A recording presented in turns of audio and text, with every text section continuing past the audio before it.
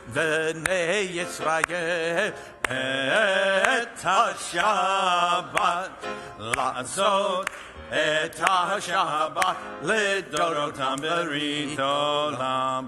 ביני ובין בני ישראל אותי לעולם, אותי לעולם, אותי לעולם. ושמרו בני ישראל את השבת לעשות את השבת דורותם ברית עולם.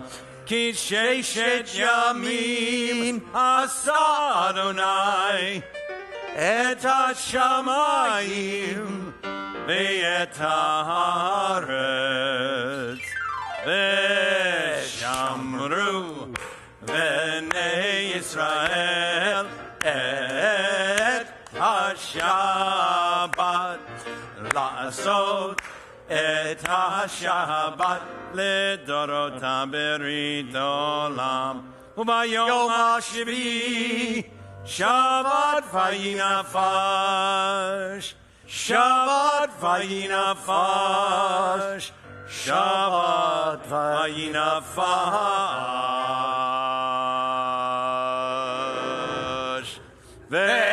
ושמרו בני ישראל את השבת לעשות את השבת לדורותם ברית עולם. And we rise for the tefillah, and that's on page 166. Baruch atah Adonai Eloheinu ve'Elohei Avotenu v'Imotenu, Elohei Abraham, Elohei Yitzchak, Elohei Yaakov, Elohei Sarah, Elohei Rivka, Elohei Rachel, Elohei Leah, Ahel HaGadol HaGibor HaNorah, El Elyon, Gomel Chasadim Tovim, V'konei HaKol, V'zoker Chazdei Avot V'imot, U'meidi Gula Livnei B'neihem, Lema'an Shemo B'yahava, Melech Ozer U'Moshiach U'Magen, Baruch atah Adonai, Magen Avraham, B'ezrat Sarah, Atah Gibor Le'olam Adonai, Mechayei Metim, Atah Rav Le'Hoshia, Mashiv HaRuach, U'Morid HaGashem, Mechakel Chayim B'Chesed, Mechayei Metim B'Rachamim Rabim, Somech Noflim B'Rofei Cholim, U'Matir Asurim, U'Mekayem Emunato, Lishenei Afad, Michamocha Ba'al Gevurot, U'Midomelach, Melech Meimit, U'Mekayeh, U'Matzmiach Yeshua, V'ne'emanat halaka Yod Metim, Baruch atah Adonai, Mechayei HaMetim. Atah kadosh v'shimcha kadosh kadoshim b'chol yom yehalelucha etzela. Baruch atah Adonai ha'el ha'kadosh, and we say Amen. And we turn to page 177, and we read together at the top of the page. God of goodness, we give thanks for the gift of life, wonder beyond words, for the awareness of soul, our light within, for the world around us so filled with beauty, for the richness of the earth which day by day sustains us. For all these and more we offer thanks. Baruch atah Adonai, hatov shimcha lacha ne'eh lehodot. And we continue with Shalom Rav.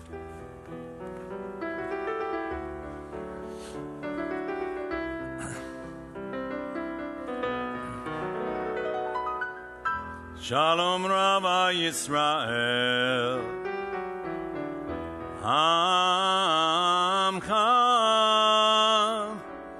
Tasim Leolam Tasim Leolam Ki Atahu Melech Adon Lekol HaShalom Ki Atahu Melech Adon Lekol HaShalom V'tov Beinecha Levarek et Amcha Yisrael B'kol עת ובכל שעה בשלומך Shalom Rabbi Yisrael Amcha Tasim Leolam Tasim Leolam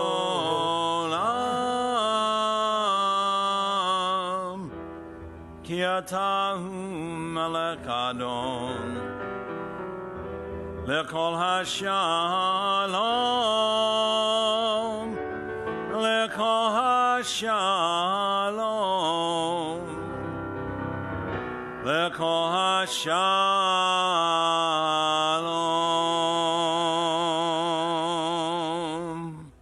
Shabbat Shalom, Judy, and if Carrie's with you, Shabbat Shalom too, Carrie. And Eva Abramchek is also watching. So we say Shabbat Shalom to you all, and hope you will be able to join us in person very soon sometime. And now, Bob, I would invite you to introduce our guest speaker tonight. Very dangerous giving me a microphone. Well, Shabbat Shalom, everyone. We're back. And we want to thank you, Richie. Keep going. For the music, which is an antithesis of what we're going to hear tonight. Tonight's topic is disturbing, and Mr. Schindler was far from being an anti-Semite. This may be our chai, Dodi and I, 18 scholars. You didn't know. You now know. Over the last 16 years, remember Ron Miller, Herman Schallman, Capers Funny, Bill Cutler, Brian Stoller, Mark Obenheimer, just a few. Well, we can't do it alone, but Dodi and I are really appreciative of the fact that you're allowing us to do it. So keep allowing us, and we may come back again.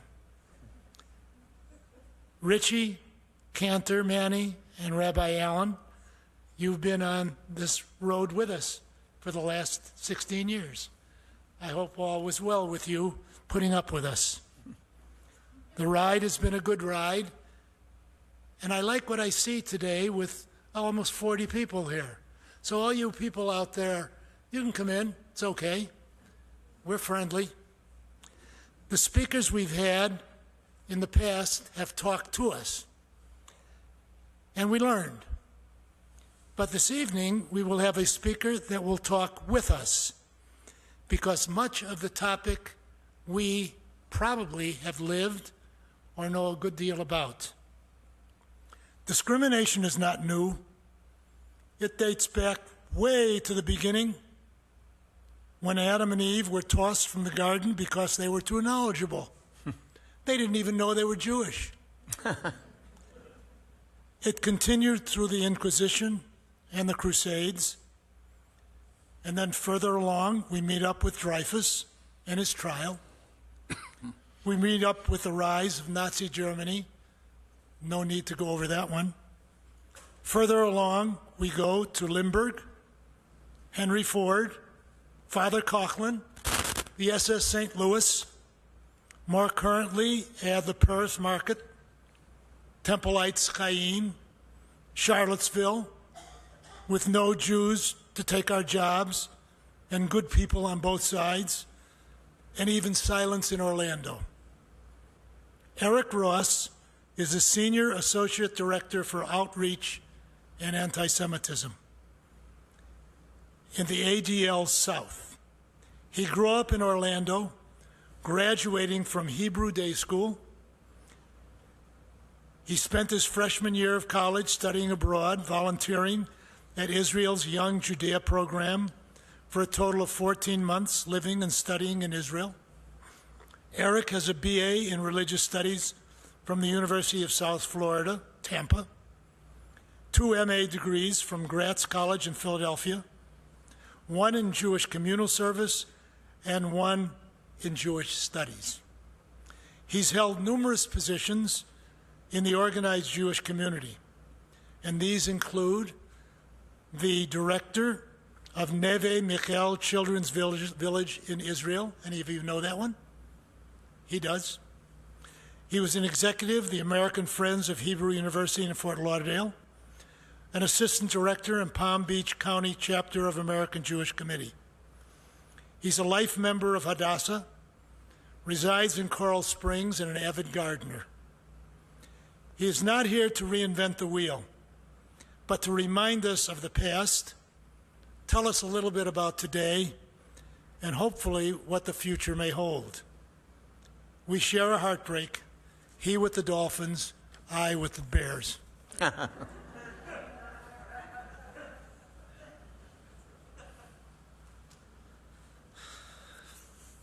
Shabbat Shalom, everyone. And just to be clear, I'm a Buccaneers fan, not a Dolphins fan. But the Marlins got my fanhoods for Miami sports.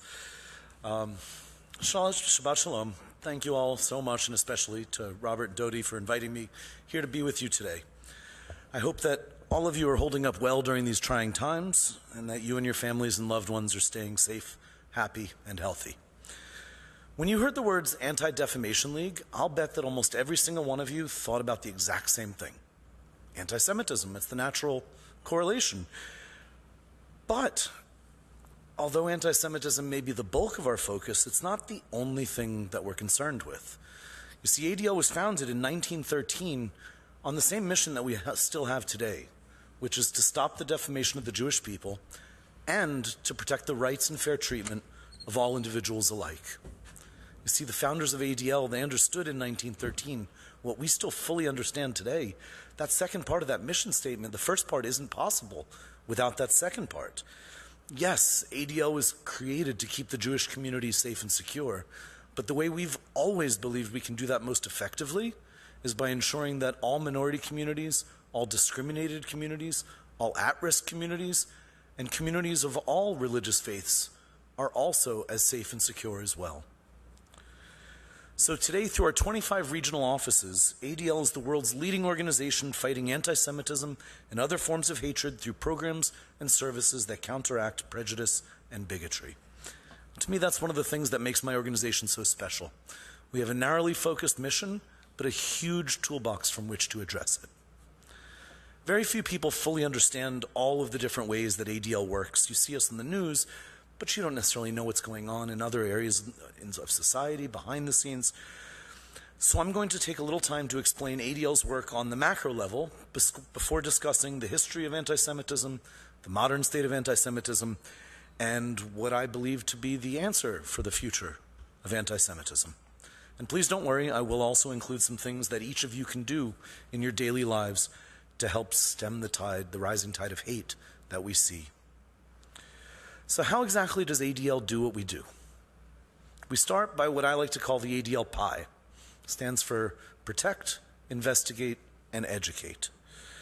ADL works tirelessly to protect and safeguard civil rights in our country by advocating for church-state separation, fighting for social justice, protecting religious freedoms, and one of the activities we're most proud of, pioneering the concept of hate crime laws. It took ADL 13 and a half long years as the anchor organization, bringing everyone together to lobby to bring about the 2009 Matthew Shepard and James Byrd Jr. Federal Hate Crimes Prevention Act. ADL also monitors, responds, researches, and handles reports, individual reports of anti-Semitism, hatred, and other forms of bigotry. When someone is the victim of a bias-motivated assault, or their home or their synagogue is vandalized, we will be here in any way to support that we can. We'll act as a liaison between the victim and the police if need be. We'll act as a liaison between the victim and the media. We'll help to ghostwrite op-eds. We'll help to offer advice on the most effective ways to handle things. And in some cases, we've even been known to help coordinate reward for information that can lead to an arrest. The next piece of the ADL pie is investigation. ADL investigates like no other organization you've ever known. Unlike law enforcement, we can collect and keep the information on extremists and members of hate groups for as long as we like. We have an entire team of investigative analysts, researchers, the kind of folks who go undercover to hate rallies to document who's there, working in ADL's Center on Extremism. Their job is to collect data on these people. They monitor their websites and the chat rooms that they frequent, and whenever possible, they provide useful and actionable intelligence to law enforcement to help stop crimes in America today. Simply put, when an extremist commits a crime in America today, ADL is usually already aware of that person in some way, or at bare minimum, we're very familiar with their particular network of hate. For example, in late 2008, 2 white supremacists were arrested by the ATF for plotting to stab 14 people, shoot 88, because those are white supremacist code numbers, and they were going to culminate their attack by trying to assassinate then presidential candidate Barack Obama. When the ATF reached out to us to ask for our assistance, they had chat room logs and 2 guys that they believed were the culprits. But members of our Center on Extremism had already been in other groups and other chat rooms with the exact same fellas, taking down personally identifiable information, collecting information. So when the ATF reached out, we were able to immediately confirm their white supremacist ideologies and connect their real-life personalities with their online personas. And that led to the swift arrest and speedy conviction of Paul Schlesselman and Daniel Cowart in that situation. This is just one of many examples. The last piece of the ADL pie is education. We educate the Jewish community, we educate other minority communities, we educate law enforcement, we educate teachers and students. We will educate anyone who can help us make a difference. Through our A World of Difference Institute, which includes our No Place for Hate programming, you've probably seen the black and yellow No Place for Hate banners hanging up outside of schools all over South Florida here. We have done extensive anti-bias and anti-bullying work for over 400,000 teachers and well over 1 million students to date, spanning 16 countries and over 350 college campuses. Through our Holocaust programs, we're teaching educators, both Jewish and non-Jewish alike, how to better teach about the Holocaust and the societal ills that led to it and it caused.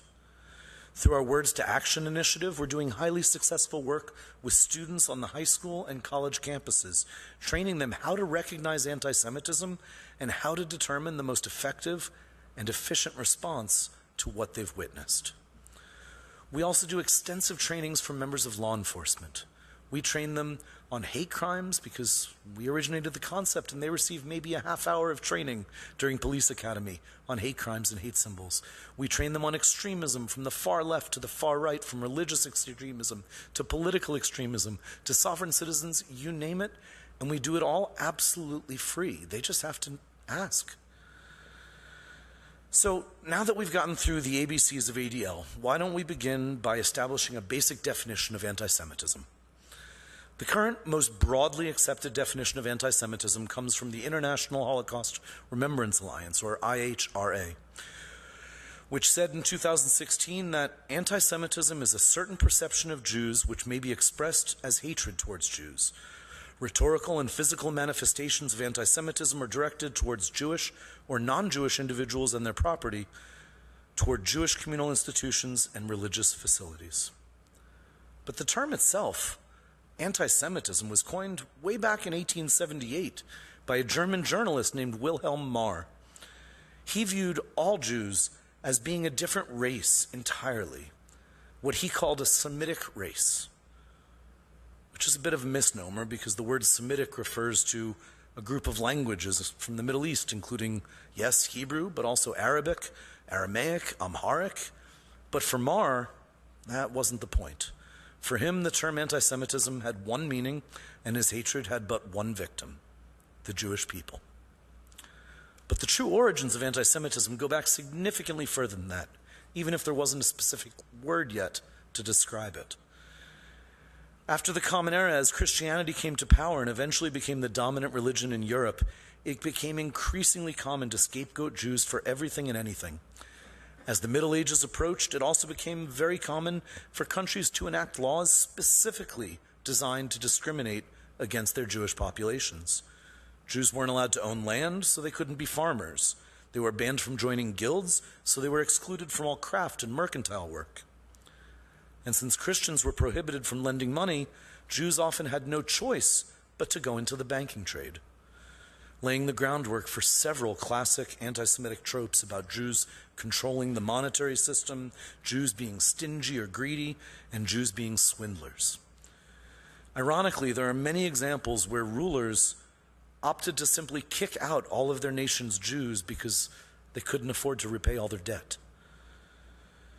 It was also during the medieval period that some of the most awful falsehoods about Jews were created. Numerous paintings, stories, plays, sonnets, you name it, were created with the express focus of the Jews being the devil. And this became a common theme of anti-Semitic propaganda, one that we still see today. Of course, no lecture of the history of anti-Semitism would be complete without mentioning the Crusades. When Christians set off on their religious pilgrimage from Europe to go conquer Jerusalem from the Muslims, many of the Crusaders decided to murder all enemies and non-believers that they encountered along the way. This led to the deaths of thousands of Jews in the Rhineland area of Germany in 1096. Very common and damaging lie that was told about Jews back then was related to what we call the blood libel, which accused Jews of murdering Christian children in order to use their blood in religious ceremonies or to make matzah at Passover. First known case of a blood libel was actually in 1144, when a 12-year-old named William was found dead in Norwich. It was an unexplained murder. There was no evidence linking any suspects. But 4 years later, when a monk named Thomas of Monmouth visited, he just up and declared, you know what, it must have been the town's Jews. And from there, accusations of ritual murder began to spread throughout Europe. And as odd as it may sound, we still see this accusation today, both figuratively and literally.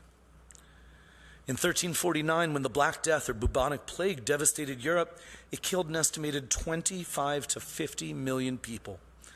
A very commonly held belief at that time was that the plague was caused by Jews poisoning the wells.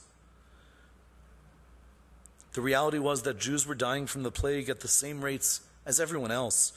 But even in the 14th century, people didn't let facts get in the way of a good story. Thousands of Jews were massacred as a result of this story, and whole communities were wiped out. In the early 1900s, the Russian Tsarist police created the most often published fabrication ever written, and they called it the Protocols of the Learned Elders of Zion. The protocols allegedly outlined the secret plans of Jewish leaders to take over the world. 24 chapters in all, detailing how the Jews plan to gain control of the banks, the media, armed forces, and eventually every institution and governing body around the world. Now, despite this being a complete and total fabrication, the protocols were widely believed to be the real deal, and they were used and justified the killing of hundreds, if not thousands of Jews after the Russian Revolution. Hundreds of thousands of Jews after the Russian Revolution. It was also a key source of propaganda later for the Nazis. It has been printed in hundreds of times in dozens of languages, and it is still readily available today. Now, for the sake of time, I'm going to follow Bob's lead and fast forward to modern day. I know that means we're skipping over the Holocaust, but there's only so much we can cover in a crash course on anti-Semitism.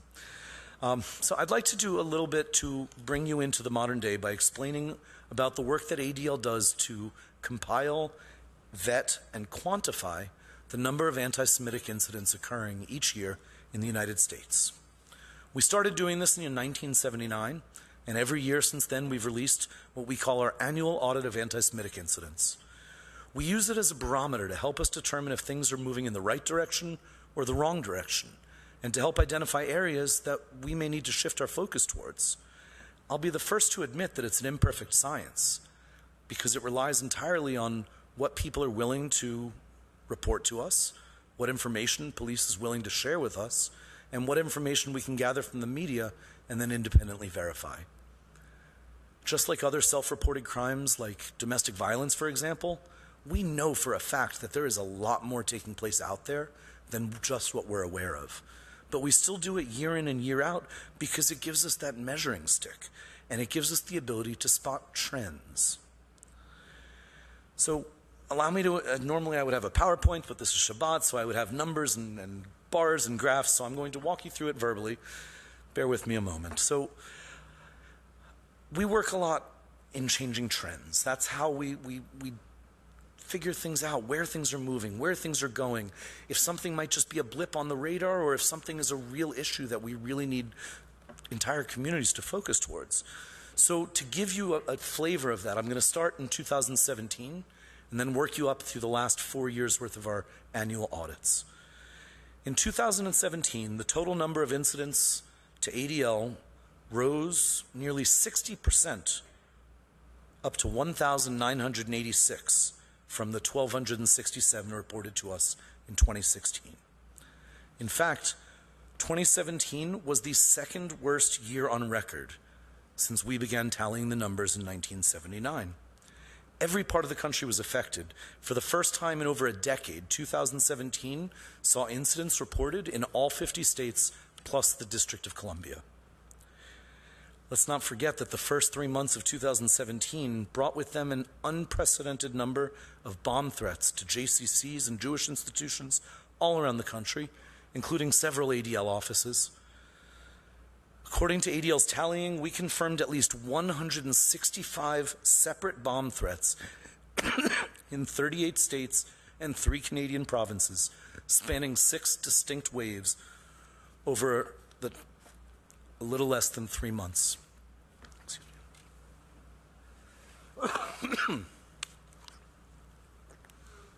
Sorry about that. It was later determined that 2 or 3 out of these 165 were committed by a disgruntled journalist who used the opportunity to be a copycat. But the overwhelming majority, 162 of them, were committed by an Israeli a teenager with dual Israeli-American citizenship. While the real motives, we know he was being paid for some, but the real motives behind those crimes may never be fully clear. The impact of his actions, however, are crystal clear. These threats specifically targeted Jewish institutions, and they were calculated to sow fear and anxiety, and they put the entire Jewish community on high alert. When someone targets and victimizes an institution specifically because it's a Jewish institution, then that's a hate crime, and we consider that an act of anti-Semitism, regardless of the perpetrator's religion or nationality. Unfortunately, things didn't get much better in 2018. There was a small dip nationwide of 5% of total number of incidents down to 1,879, but that number now represented the new third highest total on record since we'd started recording in 1979. And when our 2019 audit numbers were released, things proved even worse. As you can imagine, these numbers included the horrific attacks at the Chabad of Poway, California on April 27th, the attack at a Jewish grocery store in Jersey City on December 10th, and the attack at a Hanukkah party in the home of a rabbi in Monsey, New York on December 28th. Sadly, 2019 showed us that we had increases across the board in nearly every major category. For 2019, overall, we had a 12% increase in anti-Semitic incidents, up to 2,107. the new single highest total on record for any given year that we've recorded. We saw increases in harassment, in vandalisms, and physical assaults. The only meaningful area where we saw a decrease in was in incidents that took place right here at Jewish institutions, JCCs, synagogues, day schools. There we saw a 12% decrease following a 23% decrease from the year before. Now, this can most likely be attributed to the additional security hardening that all of our communal institutions have been undergoing the previous couple years.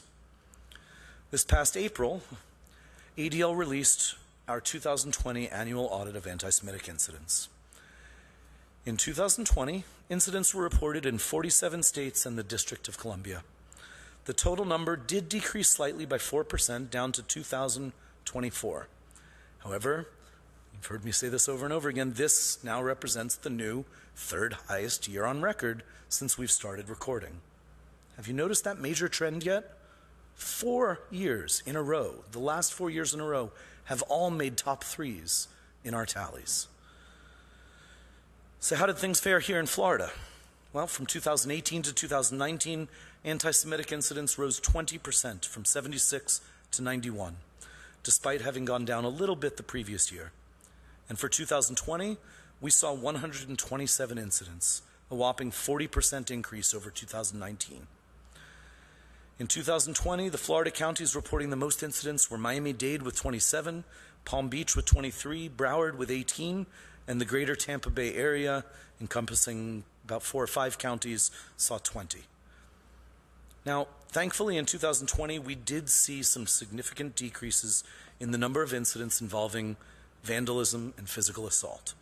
But much of that can probably be attributed to the fact that we were all staying home through most of 2020. Now, for schools, January and February of 2020, we were seeing anti-Semitic incidents come in at a significantly higher clip than we did the same 2 months the previous year. But as soon as schools started shutting down in March and going to virtual settings, those nearly vanished. So on the whole, over the course of the full year, we did have a decrease in that area as well. In my opinion, the most noteworthy talking point for 2020, just my opinion, is that the trend of decreased incidents committed against Jewish institutions did not continue. Despite, like I said, everyone staying home for 2020, the haters still got out enough to create a 16% increase in anti-Semitic activity, victimization of Jewish communal institutions. So why is anti-Semitism on the rise? Lots of people have lots of different ideas. I'm going to share with you my personal top 3 theories. First, in all too many ways, anti-Semitism has been normalized. Maybe not in this group, in this room, but in our society. When elected officials openly claim that Jews used money to control Congress, or blame the country's problems on globalists, or publicly accuse Jews of invading their towns, this is the normalization of anti-Semitism. We need a zero-tolerance policy on intolerance. Second, it's social media. Just look at Facebook, Twitter, YouTube, TikTok, any of these services. We all use them. But with a click or a swipe, you can find horrifying anti-Semitic content that would have made Hitler proud. And why? Why isn't it removed even after the companies say they will? Because all of these companies rely on their clicks and swipes for profit model. They need you swiping, they need you clicking. That's how they earn their money. But it needs to end. Silicon Valley needs to step up and end the hatred on their platforms, and we need to disrupt that current clicks for profit model. And third, it's a lack of honesty. Anti-Semitism comes from all sides. No one side has a monopoly on it. But for far too long, people have been unwilling to admit that. We must all acknowledge anti-Semitism, even when it happens on our side. I would say especially when it happens on our side, whatever side that might be for you. Yes, we have a problem with anti-Semitism from some elements on the left, and their casual demonization of the Jewish state leads to the demonization of all Jewish people. And yes, we have a problem with some anti-Semitism from some elements on the right, with the wild conspiracy theories and the white supremacists and white nationalists who promote them. And yes, we even have a problem with anti-Semitism coming from some elements of minority communities as well. We need a large number of people from all different communities to stand up and collectively say, enough is enough. And just to be clear, for anyone wondering, yes, whether intentional or not, those from any side who deny the reality that anti-Zionism is based in anti-Semitism are also contributing to the problem. Now, I'm going to skip ahead here for a second. Our 2021 audit numbers won't be available for another couple of months. These things take time. We don't just take people's word for it. We always have to verify everything. But I did want to address, even though the numbers aren't out, the alarming rise of anti-Semitism we saw in May of 2021, which was predominantly rooted in inappropriate expressions of anti-Zionism. I don't want anyone to walk away from this talk thinking that other forms of anti-Semitism from the far right to the far left are no longer an issue. I promise you, they are. This was just one particular alarming issue that bears a little addressing. Our preliminary data showed that during the 2 weeks of military conflict between Israel and Hamas in early May, anti-Semitic incidents reported to us increased 75% compared to the 2 weeks before the fighting began. Many, if not most, of these incidents appear to be perpetrated by individuals scapegoating American Jews or American Jewish institutions for the actions of the Israeli government. Over the month of May and a little into June, the month of May and June, we saw a terrifying number of anti-Semitic acts, including harassment, assaults, and vandalism. In Brooklyn, 6 men assaulted and punched 2 Jewish teenagers while one of the men yelled, "Free Palestine." Luca Lewis, a 20-year-old professional soccer player for the New York Red Bulls, was assaulted by men holding knives, asking if he was Jewish and threatening to cut his throat if he said yes. In Tucson, Arizona, a large object was thrown through the glass door of a synagogue. Diners in Los Angeles were physically attacked by pro-Palestinian protesters hurling anti-Semitic slurs. In New York City, multiple Jews were assaulted in Times Square by a marauding group yelling out both anti-Semitic and anti-Zionist slurs. The Florida Holocaust Museum in St. Petersburg was vandalized with the words, "The Jews are guilty," with swastikas on either side. What does the Florida Holocaust Museum have to do with the actions or the decisions of the State of Israel? I will never know.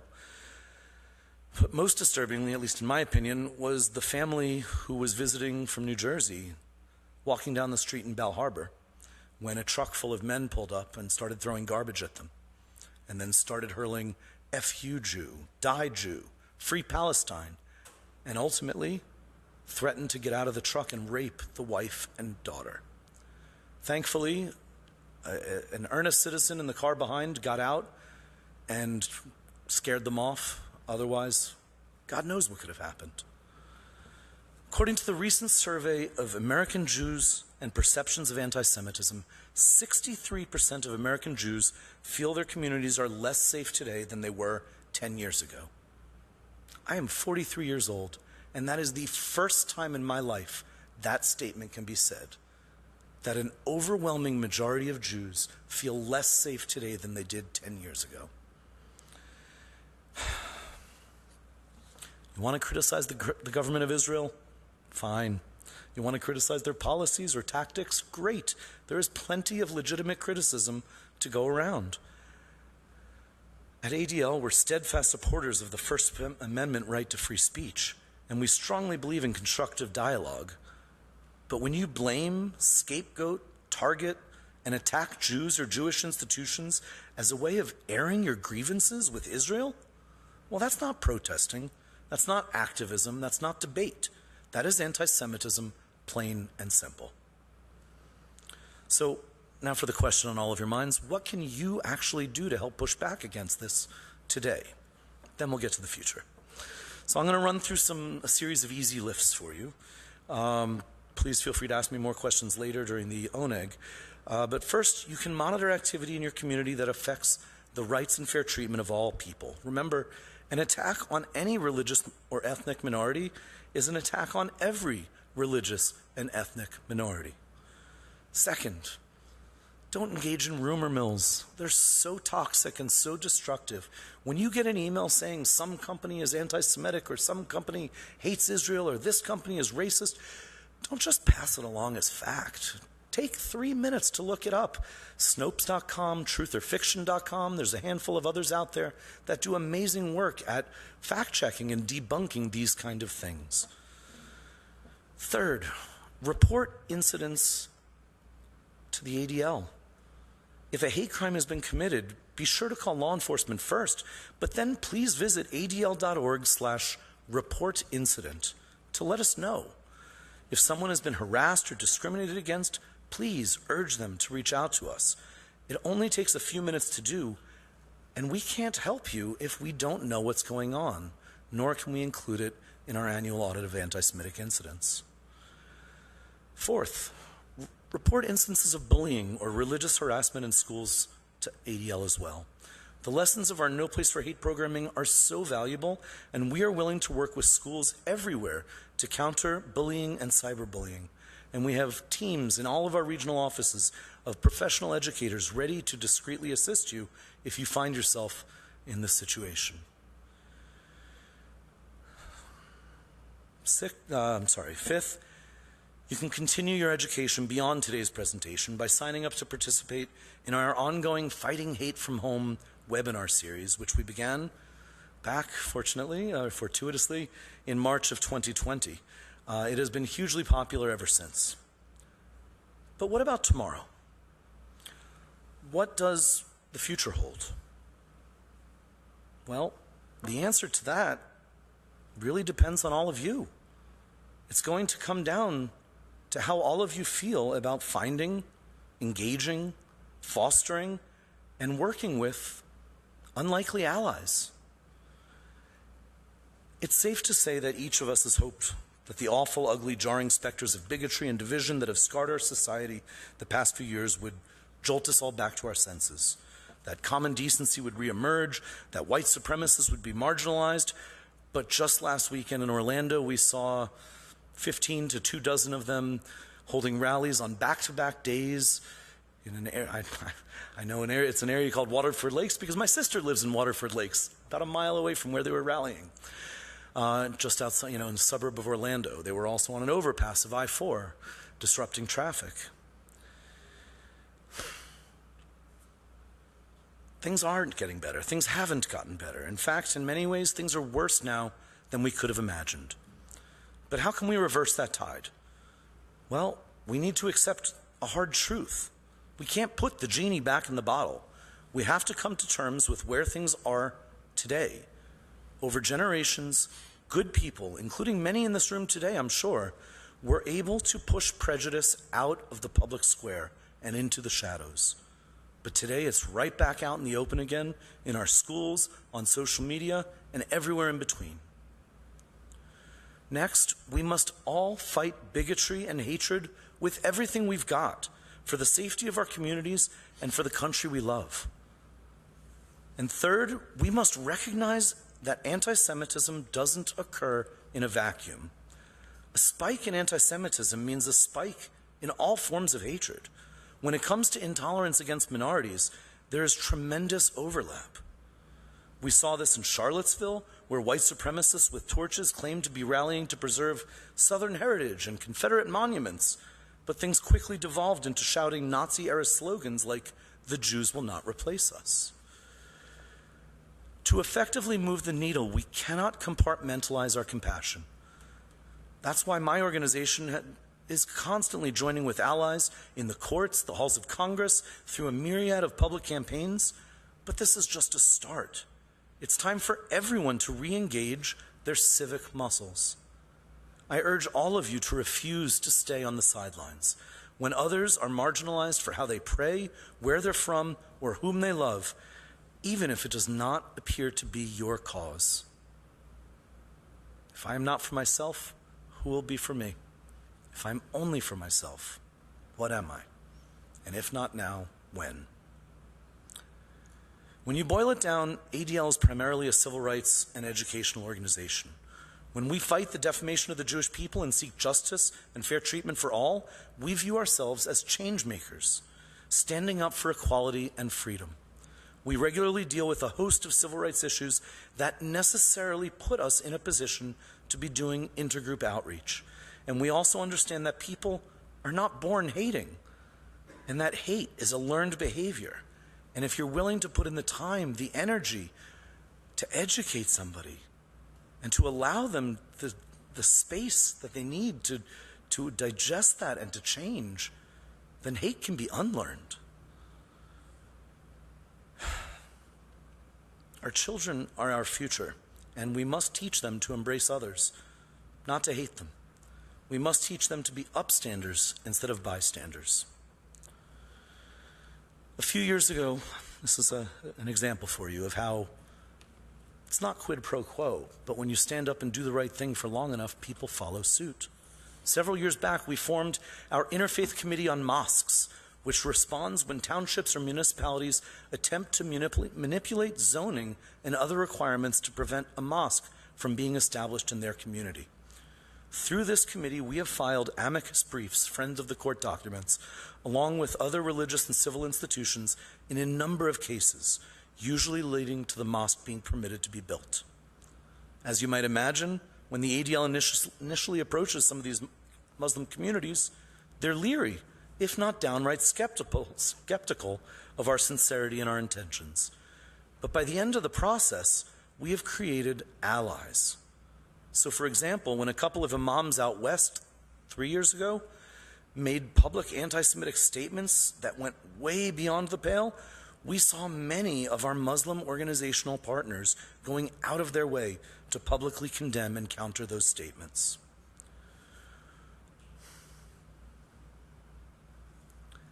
There are simply way too many examples to spend one evening talking about all the different ways we engage in intergroup and interfaith advocacy. But just to give you a little bit of our bona fides, I can tell you that since 1947, ADL has filed over 200 amicus briefs.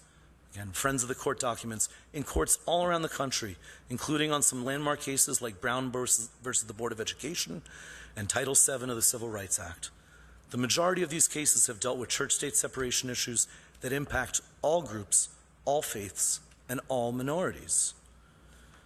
Now, in closing, I would be remiss not to mention that just last month, we celebrated the legacy of Dr. Martin Luther King Jr. We know that many Jews were involved in the civil rights movement, and I'm sure that many of you would recognize the iconic photograph, which would normally be right over here over my head about now, of the famous Rabbi Abraham Joshua Heschel marching in Selma next to Dr. Martin Luther King, where he later shared his famous words, "My feet were praying."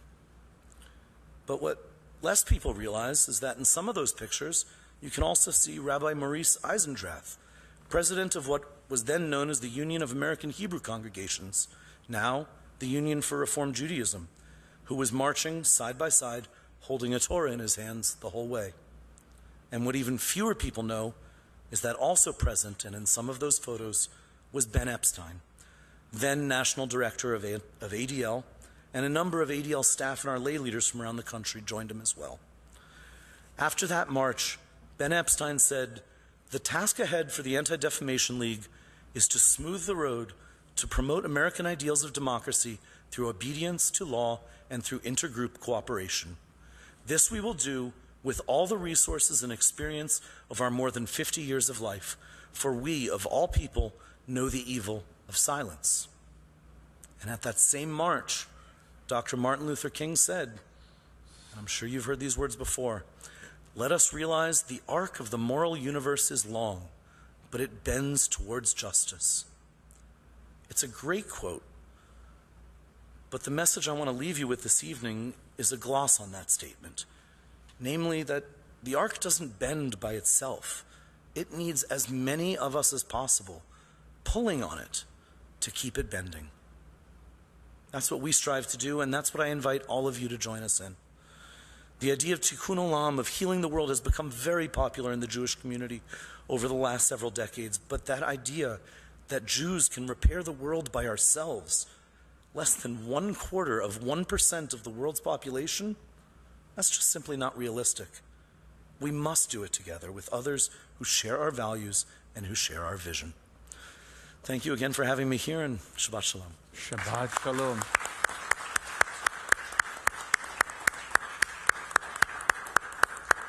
Eric, thank you so much. And thank you for all the work that you do in the ADL.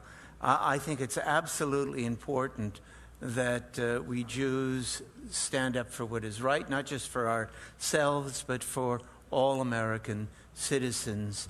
And you're building coalitions that make us stronger. And this is not just a matter of self-preservation. It's a mitzvah. It is a commandment. Tzedek, tzedek, tirdof. You justice you shall pursue. And thank you for doing precisely that. And I didn't recognize Eric. He was wearing his mask. This masked man. Eric and I attended a number of AIPAC policy conferences together. And I think we went out to dinner a few times, and so it's good. It's good to see that you're still in the midst of the fight for a better world. Thank you, Eric. I've been here at ADL for 6.5 years, but I was previously at AIPAC, where we did several events. Here with the Temple Bethel community. Yes, and now we'd like to do a Misha Berach. Sherry LePage tells me that she's got a very good friend, Cease Skurlock, who is struggling with COVID right now and is in the ICU. So, Michelle, we're thinking about your friend Cease. And Charlotte Garfield is also recovering from COVID. And Phyllis Cohen, and I believe she's watching. She's watching from Memorial South right now. We showed her how to get on the internet, and I think you have some names too, Cantor. Yeah, I have some names to add. Daniel Friedman, Stephen Levitt, Trudy Lechner, Joanne Bornstein, Chuck Levine, Shelley Fisher, Doris Steinberg. Anybody else out there? Anyone else want to add some names? Susan. Sue. Okay.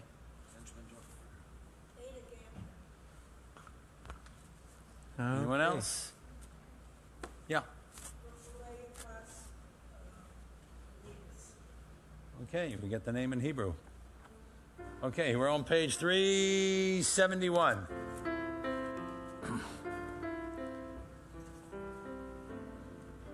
Misheperak Avotenu Mekor HaBracha Leimotenu.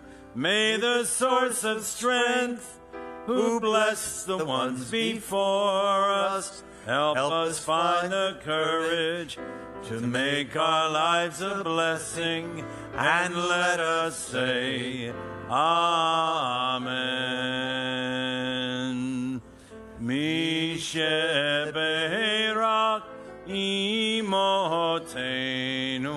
mikor habracha lavotenu. Bless those in need of healing with refuah shalema, the renewal of body, the renewal of spirit, and let us say Amen.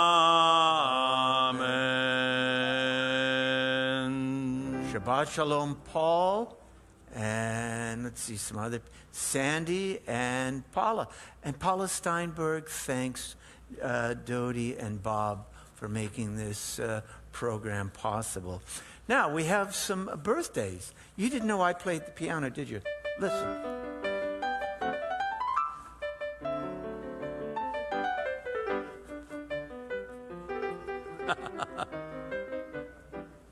Celebrating birthdays this week, Mason Wolf, who's now a lawyer.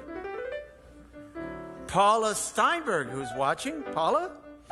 Rachel Kaplan, she's up in Atlanta. And Dr. Larry Winton.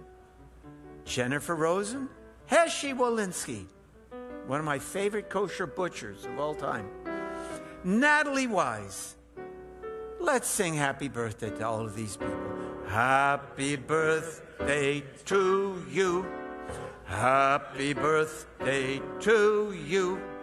Happy birthday, happy birthday, happy birthday to you. Now, our music is being sponsored this week by Marlene Rose in memory of her mother, Gertrude Bluestone.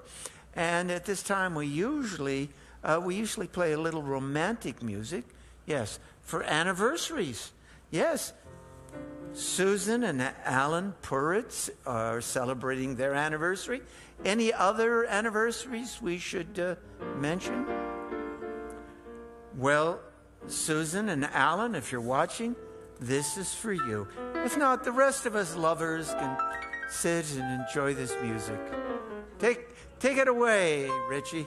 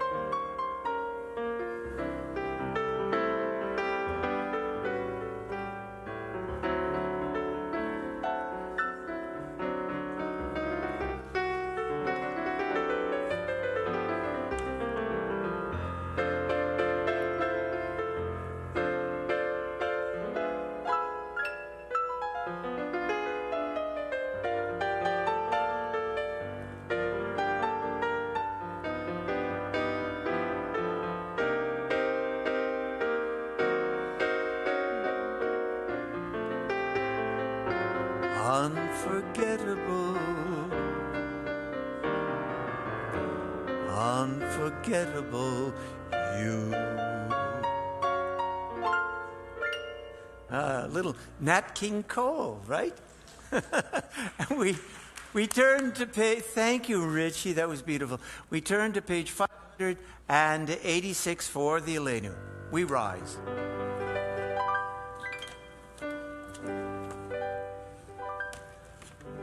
Aleinu l'shabeach l'adon hakol, לתת גדולה יוצא בראשית, שלא עשנו כגויי הארצות, ולא שמנו כמשפחות האדמה, שלא שם חלקנו כהם, וגורלנו ככל המונם, ואנחנו קוראים ומשתחווים ומודים לפני מלך מלכי המלכים הקדוש ברוך הוא ונאמר והיה אדוני למלך על כל הארץ ביום ההוא יהיה אדוני אחד ושמו אחד. This Shabbat we observe the yortzites of FBI agent Daniel Elfin, who died this time last year, right here in Broward County. Hilda Arlen, Rose Bell, Rose Bilski, Gertrude Bluestone, Marlene's mom, Max Badowski, David Crystal, Robert Diamond, Harry Dondershein, Milton Engelman, Julius Feingold, Ruth Feiner, Harvey Fink, Louis Gilman, Corinne Gordon, Kingston Grodwall, Rosa Kest Rose Kite, Daisy Massback, Norman Moranis, Shirley Meyerson, Alan Miller, Sarah Moskovich, Cecile Orlinger, Edith Radding, Kermit Rockmill, Anna Rodriguez, Ann Rose, Sylvan Rothstein, Maurice Saltzman, Maurice Samuels, Ann Schick, FBI agent Laura Schwartzberger, Stella Schwartz, Mona Seidman, Dorothy Shore, David Simon, Isabel Snyder, Scott Sternberger, Jack Waldminer, Mary Weber, Richard Wolf, Herman Wood, and Bernard Zimmerman. And as always, we remember the 6 million, and we are in the Shloshim period for Kathy Capel. The Mourner's Kaddish can be found on page 598.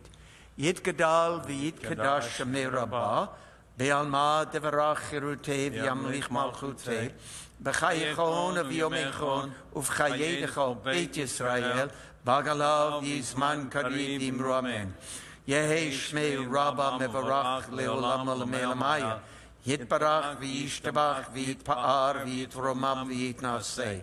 V'yitadar v'yithaleh v'yitalal, shmeid kutsha brichu, Le'ala min kol berchata v'shirata, tushbachata v'nechamata, da'amiran bi'alma v'yimromen.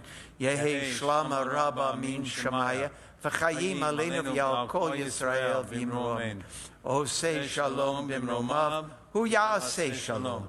Aleinu v'yal kol Yisrael v'yimromen. Please be seated as Scott has some announcements that he would like to make.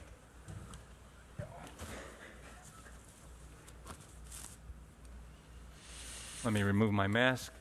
Every time I remove the mask... Oh, it's you. Yeah, it's me. And I keep thinking, I said, well, I'll remove the mask and I shouldn't get COVID. But it's like, I remember when I was young, I used to say, if I take this off, you won't get pregnant. But... Hey, I was younger. I didn't know. Ay, ay, ay. Oh, before I start... I am in possession of someone's cell phone. So, yours? Who's it? All right. Rudy. All right. I got it here. I'm going to run over. All right. Shabbat Shalom, everyone. Shabbat Shalom. So I want to again thank Bob Goldberg and Dodie Weinstein for their scholar in residence for this evening. They've done an excellent job. I always look forward to it. Again, it's 16 years. So thank you very, very much for doing that. Music is sponsored by Marlene Rose in memory of her mother, Gertrude Bluestone. Flowers are sponsored by Shari LePage in memory of her grandmother, Rose Kite, who was Rabbi Jaffe's secretary. And if you'd like to sponsor flowers or music, please call the office. So tomorrow morning at 9:30 a.m. we have Torah study, and that's followed on the Shabbat service on Zoom. Sunday, 8:30. So for those bikers out there, they are going to Shark Valley down in Miami. So you could still go there. We're going to meet at Shark Valley. You can meet Alex in the back, but they're meeting at Shark Valley, 8:30 a.m. It's a fantastic 14-mile ride. And you get to see gators, and if you're careful, you'll get to come home. Yeah, right. And Monday at 7 p.m., Women's Spirituality Group, and they have a special guest, Rabbi Tuffs. And Wednesday at 6 o'clock p.m., with Cantor Manning, we have everything you always wanted to know about Judaism, and that's open to everyone. So if you haven't gone there yet, again, it's on Zoom. Go on Zoom, you'll be able to join in. Thursday at 9 a.m., we continue with our minyan at the temple. Next Friday, we start our service again at 7 p.m. That's our regular time. And that's right here in the sanctuary. And if you can't make it, live stream, but start calming down now. You know what? People are coming in, people are going out. You stayed home enough. Come over. All right? Next Saturday, February 12th, we start again with our Shabbat stop. So if you missed the first one, everyone, if you missed the first one, you're going to get a chance to see it again, all right? So that's Shabbat morning. It's out on our front lawn. It's outdoors, so there's no need to be worried about it. It's outside. And they have yoga. They have a coffee cart. They have mimosas. They have bagel and cream cheese, orange juice. Bring your children. Bring your pets. Bring your in-laws. Bring everybody you can. It's I'm telling you, it's a wonderful event. Thank you, Jeff. All right. Next Sunday, February 13th, can't believe it's going to be Super Bowl, but we also have the Super, or the Soup, S-O-U-P, Bowl. And that's at the First Presbyterian Church of Hollywood. So Temple Bethel and Presbyterian Church of Hollywood are partnering together, and this is a great fundraiser. So you get to taste some soup. Some people from here will be bringing soup. Otherwise, just go there and drink some soup. So it's a fantastic event. Go to it. And money goes to the Jubilee Center, yes. the soup kitchen. So, and I mentioned last week we're doing so many wonderful things here at the temple. And people are talking about it. It's basically nonstop what's going on here. But Wednesday, February 23rd, Josephia Geyer, the Jewish opera star, is talking about her life, and that's on Zoom. So again, it's a fantastic event, and everyone can see it because it's on Zoom. Then Thursday, the next day, February 24th, there's a sisterhood trip to the Boca Museum of Art and lunch. So you get to eat something and see some art at the same time.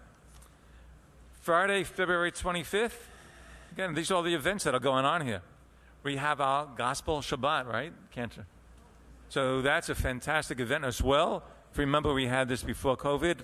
It was 300 people. Yeah, we had to open up the ballroom. We had to open up the doors. It's crazy, but it's a wonderful event. Tell your friends about it. Make sure you know about it. Again, it's February. It's a Friday night, February 25th. Then Sunday, and you're not going to believe this. I mean, these are all the events that are going on. Sunday, February 27th, we have Hollywood's Got Talent. All right, it's a talent show, and there's a new time, so make sure you understand this. It's at 12 noon, and it's going to be all the talented people from Temple Bethel and the First Presbyterian Church. So that's another fundraiser for the Jubilee Center, but that will be here, correct, Ursula? Right, so that's going to be a real cool event. I can't wait to see that.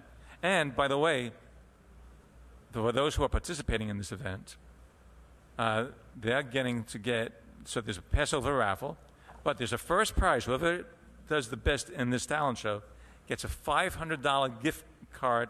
Ooh. All right, so if I knew that, I would have done something. I have like a sock puppet or something.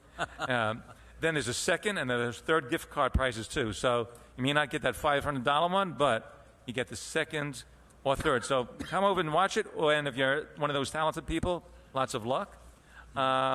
If you don't mind, Dodie, can I ask you to come up and talk a little bit about the upcoming gala? And if Marvin, do you mind coming up? I want you to talk next about the Rabbi Search Committee.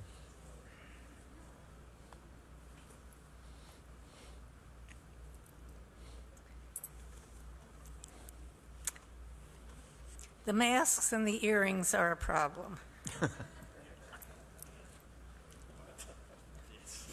Shabbat Shalom, everybody. Shabbat Shalom. And to you too. I'm sure you all know by this time that our rabbi, our beloved rabbi, it will retire at the end of this temple fiscal year. He's been with us 25 years, and how much we have all profited from knowing him. Do you know that the rabbi is a fan of the Beatles and the Rolling Stones?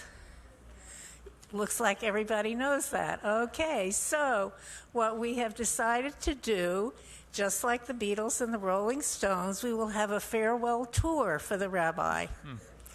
That tour begins on March 26th with our gala, and it continues on April 7th with a happy hour. We will have a kiddish lunch after services on April 23rd, a barbecue on May 15th, and a Shabbat and lovely special, fantastic oneg for our rabbi's last Shabbat on June 24th. So there are prices for everybody, different prices for different events, but something for everybody, and I hope that many of us will attend all of the events. Not only are there tickets available, but there are sponsorships available. And whatever Scott talked about, fundraising, this is our major fundraising, or these are our major fundraisers for this year. So please, everybody keep that in mind and think about not only the tickets, but sponsoring various events. You're asking, where's my invitation? Well, isn't that a good question? We spoke to the printer on Thursday. We are hoping, because the committee is standing by to stuff envelopes and get the invitations in the mail. We hope you should have them by the end of next week. We hope. I'll even bring my granddaughter to help stuff. And we are looking forward to a wonderful farewell tour for our rabbi, to whom we will say farewell, but not really goodbye. Shabbat Shalom. Shabbat Shalom. Shabbat Thank you, Dodi. And Dodi also was one of our former presidents. And next former president, Marvin Ludeman. Oh, thank you, Scott. Good Shabbos to everyone. And thank you, Dodi and Bob. And thank you, Eric. Sorry about your Bears. Sorry about your Bucks. Go Steelers. Yay. That's right. Just remember. Big Ben. What happened to Big Ben? Just remember black and gold till you're dead and cold. Okay? Oh. And I am so happy to talk about the rabbinical search. I am the chairman of the rabbinical search committee, and thank you all, members of our congregation, for participating. We have a wonderful committee. We have met with a number of candidates, both via Zoom. We've met with candidates in person, and this is a hard act to follow. It really is. It's a hard act to follow. But I promise you that we will deliver, and you will be very satisfied and impressed.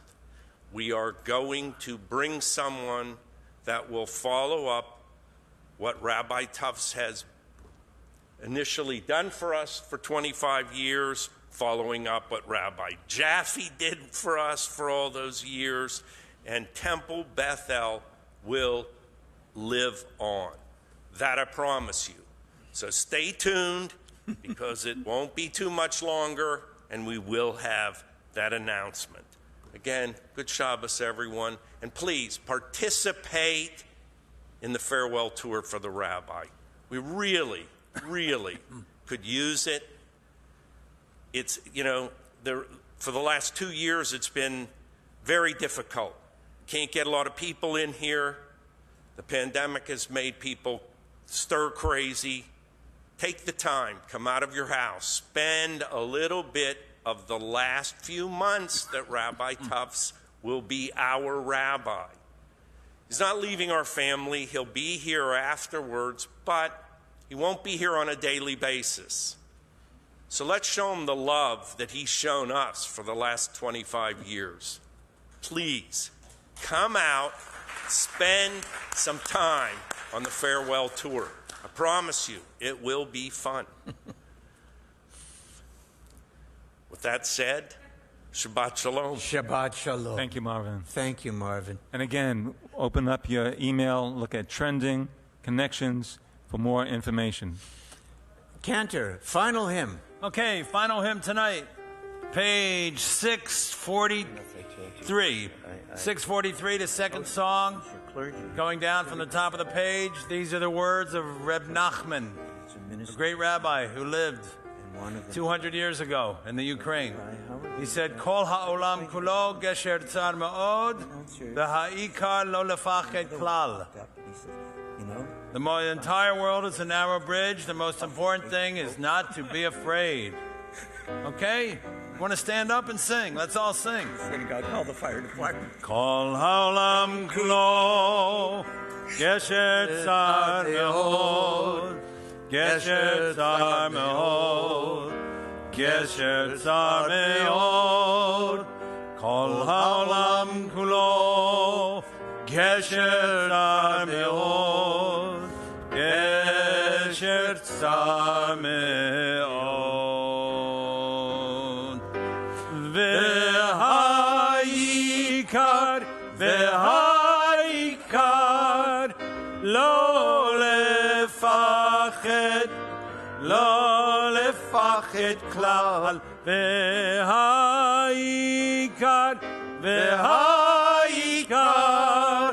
לא לפחד כלל והעיקר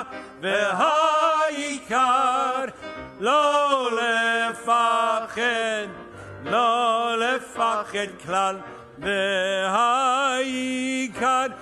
והעיקר לא לפחד כלל.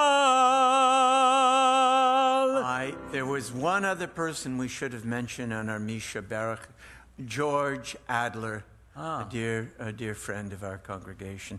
Okay. So Misha Baruch Avotenu Avraham Yitzchak v'Yakov v'Imotenu Sarah Rivka Rachel v'Leo Hu Yevarech et Achol HaYekari Shalanu George Kadosh Baruch Hu Yimalei Rachamim Alav V'Hachnimo Rapoto Lichioto V'Yishlach Lo Refuah Shlema Refuat HaNefesh Urfuat HaGuf Betoch Sha'ar Chalei Yisrael Hashta B'Agalav Yizman Kariv V'Yimeru Amen. Agnes, I know how dear George is to you, and so I forgot to mention George when I should have, but we did make a blessing for George. The Oneg is sponsored by Dodi and Bob. Thank you. Okay. Shabbat Shalom, everyone. See you at the Oneg. Shabbat Shalom. Hey. Yeah. It happens.